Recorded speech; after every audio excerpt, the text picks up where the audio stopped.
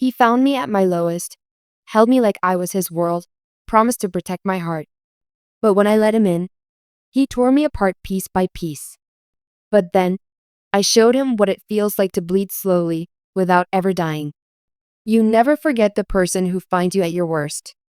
You remember them, not because they save you, but because they know what you look like with no armor. That was Damon.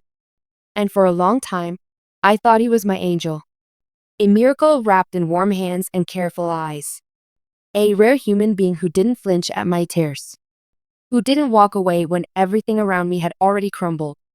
But I didn't know then that sometimes, the ones who hold you the closest are the ones who twist the knife in the end. I met Damon 2 weeks after I buried my father. My world wasn't just broken, it was gone. The air felt too heavy. The colors had drained from everything. I couldn't remember the sound of my own laughter. I was grieving. Not just his death, but the life I gave up to be by his side. My friends had moved on. My career? A memory. My body? Exhausted. My soul? Shattered. Every morning I woke up with a pit in my stomach and this echo in my chest that said, "You have nothing left." And that's when Damon walked in, at a mutual friends gathering I didn't even want to attend. I remember that night vividly. The way the lights buzzed overhead. The smell of old wine and cheaper cologne. I was tucked away in a corner, sipping water, trying to breathe through a panic attack without anyone noticing. He noticed. He came over quietly. Didn't crowd me. Didn't ask intrusive questions. He just said, "Sometimes the loudest rooms feel the most suffocating, don't they?" I looked up, and for the first time in weeks, someone was looking at me without pity, just understanding. That night, he walked me home. Not because he had to. Not because he wanted something. At least, that's what I thought. He said goodbye like a gentleman. And I thought it would end there. But the next morning, he texted, "I'm around if you want to talk. Or not talk. Whatever you need." That was the beginning. And it felt beautiful. Safe. Soft.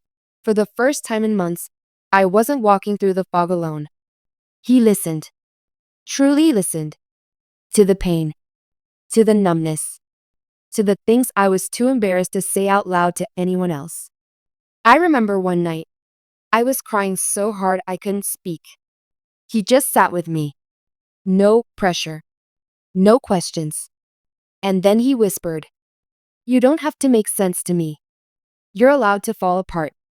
I'll be here when you're ready to put yourself back together." That line stayed with me for days. It became my anchor. We started spending more time together. Walks. Late night phone calls. Quiet breakfast where he'd bring me coffee just the way I liked it, extra cream, no sugar. He remembered the little things. Like how I bit my lip when I was nervous. Or how I hated the sound of ticking clocks. He noticed me. In a way no one else ever had. I began to feel safe in his presence, like I could finally exhale. It was fast, yes. But when you've been gasping for air, even a single breath can feel like salvation. By the third month, we were inseparable. By the fifth, he asked me to move in. I hesitated. Not because I didn't care about him, but because I'd finally started to feel like I was building something for myself again. Still, I said yes. And for a while, it was good. More than good. He made space for my art, both literally and emotionally. Encouraged me to paint again, something I hadn't done since college. He even helped me rearrange the second bedroom into a little studio. Hung my canvases. Bought me new brushes. Told me I had a gift the world needed to see. "You survived something most people never do," he said. "Your pain isn't weakness. It's your power." I believed him. I let him in. Not just into my apartment, but into the places of me that were still raw, still bleeding. The places no one else had ever touched. And that's why when the betrayal came, it didn't feel like a stab. It felt like a slow, deliberate unmaking. At first, it was subtle. The kind of change you don't notice until it's already suffocating you. The Damon I fell in love with, the one who held me while I cried, who encouraged my healing, began to flicker. Little things. He stopped asking how I slept, stopped waiting for me to finish speaking before changing the subject. He used to say things like, "Tell me everything you're feeling." Now it was, "You're overthinking again. Just relax."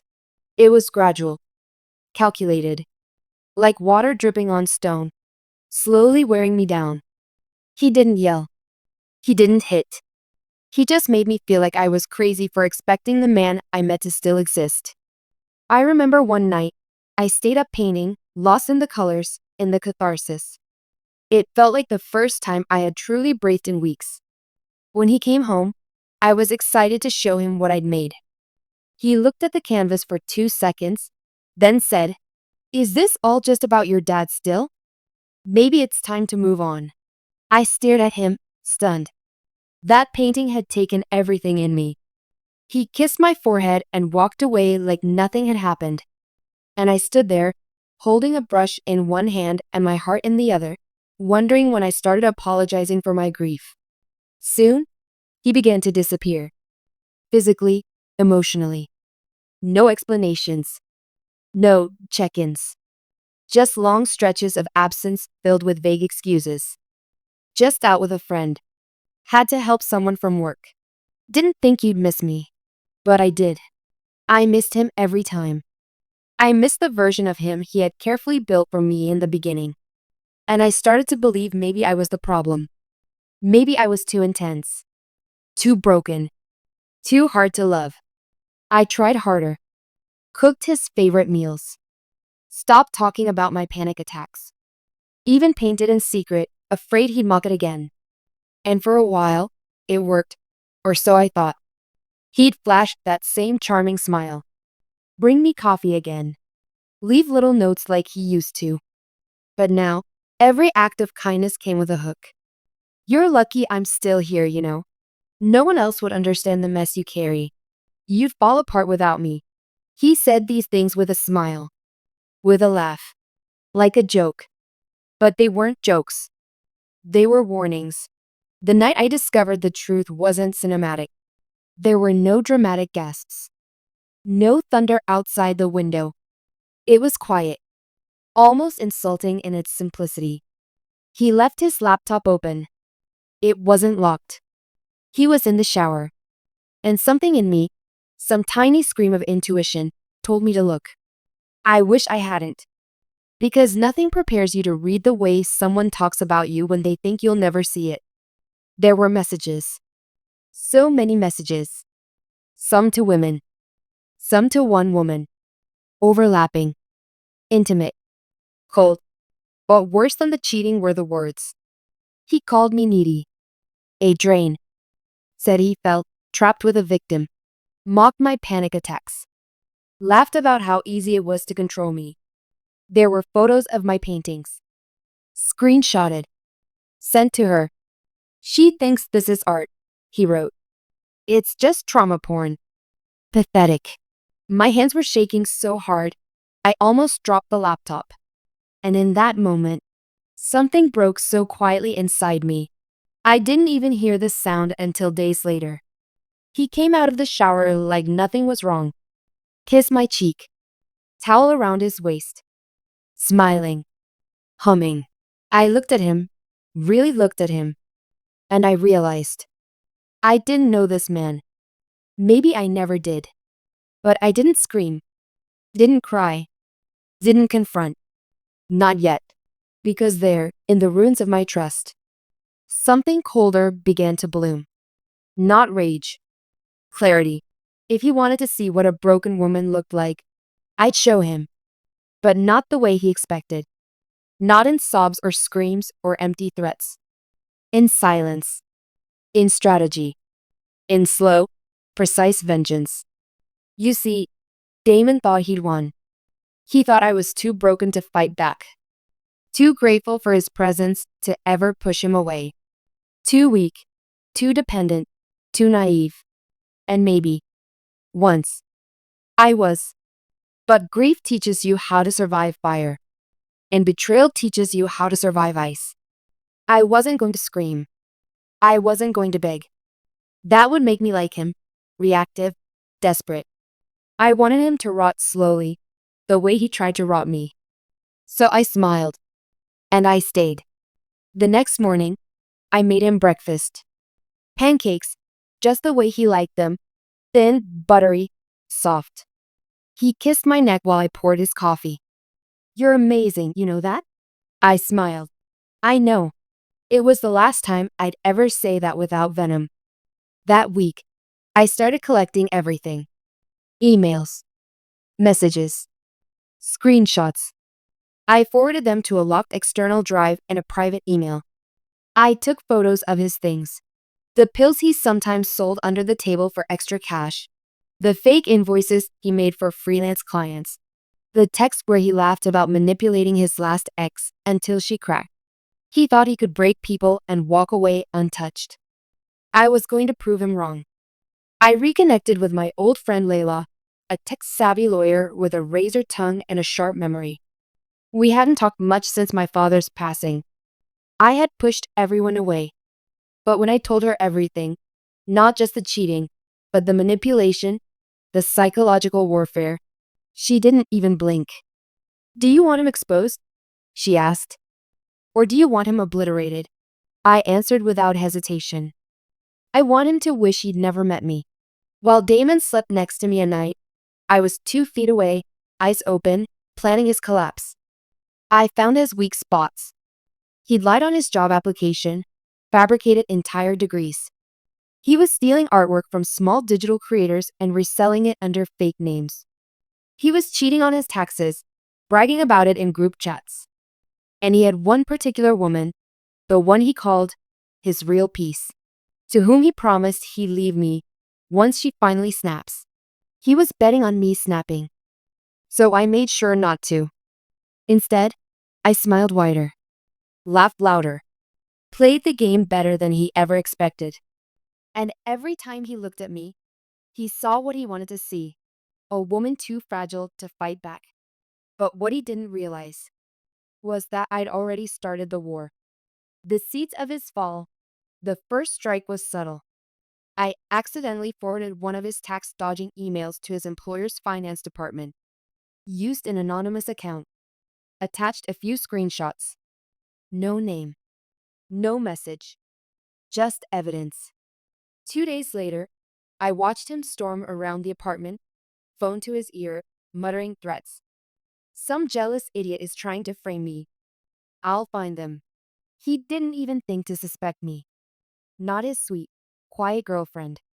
Strike 2 came a week later. I reached out to the artists he'd stolen from, gave them everything. Screenshots, URLs, proof of his resales. They went public, loudly. He lost 2 freelance contracts in 24 hours. Social media lit up with accusations. He tried to defend himself, but he'd buried himself too deep in his lies. Still, he thought it was random bad luck. He even pulled me into his lap one evening and said, "Feels like the universe is punishing me for something." I leaned in, kissed his cheek, and whispered, "Maybe it's just karma." He laughed. I didn't. This is where the revenge hits full force. Every move is cold, calculated, and devastating, just like Damon's betrayal, but deeper. The emotional stakes rise as everything she built quietly starts tearing his world apart. He still didn't see it coming. Even after his freelance gigs vanished. Even after the angry DMs. The public callouts. The job suspension. He blamed everyone but himself. The haters. The jealous artists. The toxic cancel culture. He clung to me tighter than ever. And I let him. Every kiss, every embrace, it made my skin crawl. But I knew this part was necessary. He had to believe I was still under his spell. Because when someone like Damon realizes you've outplayed them, they don't collapse. They rage. And I needed his downfall to be silent, isolating, and irreversible. So I moved to phase 3. Exposed the personal lies.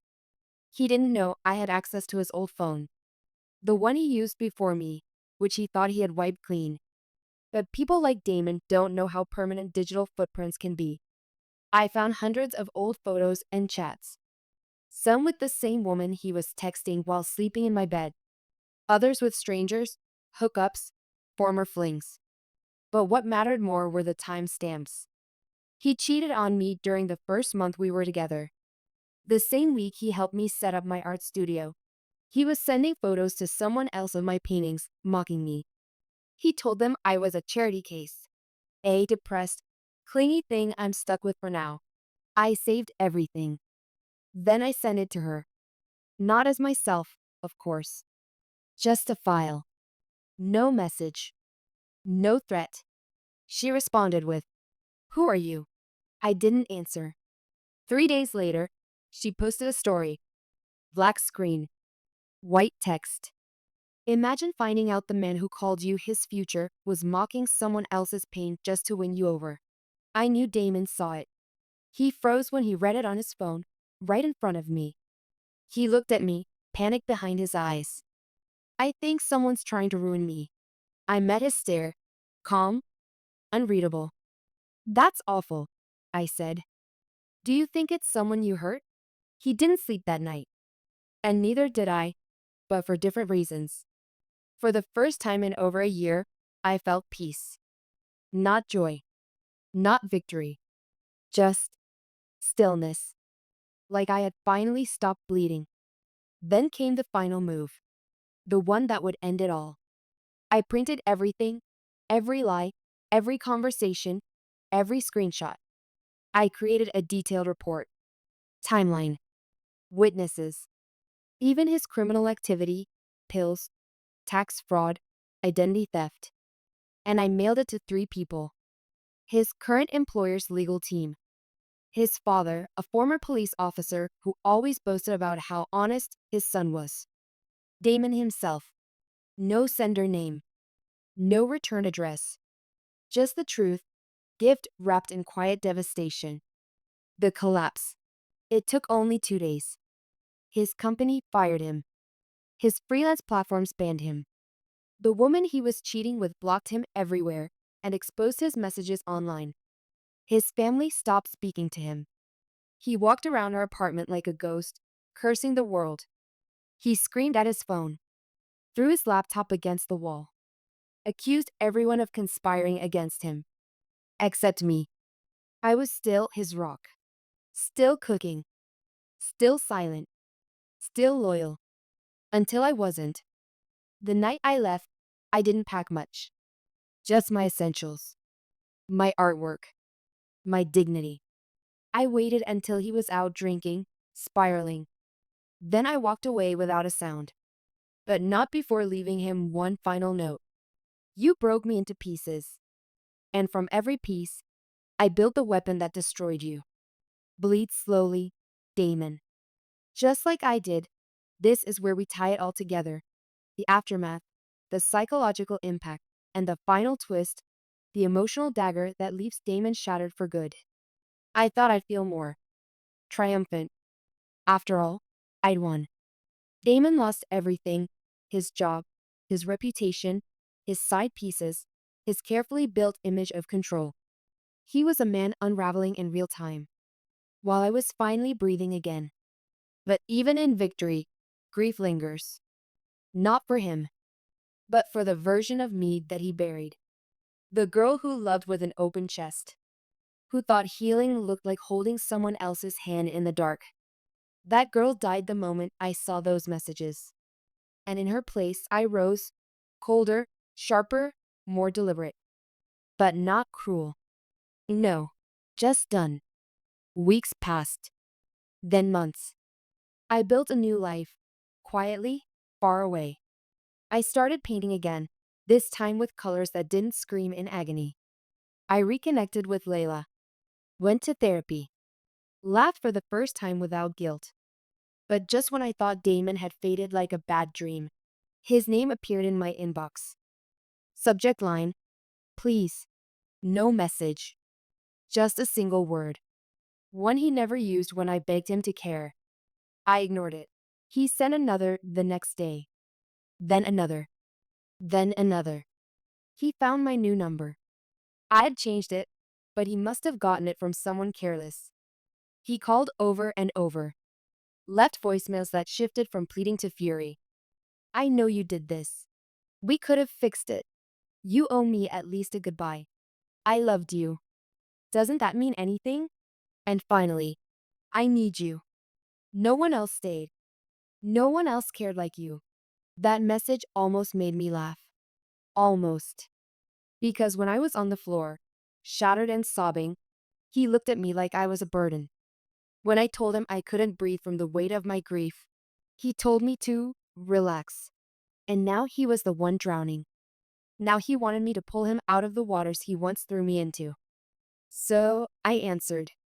One call. Just one.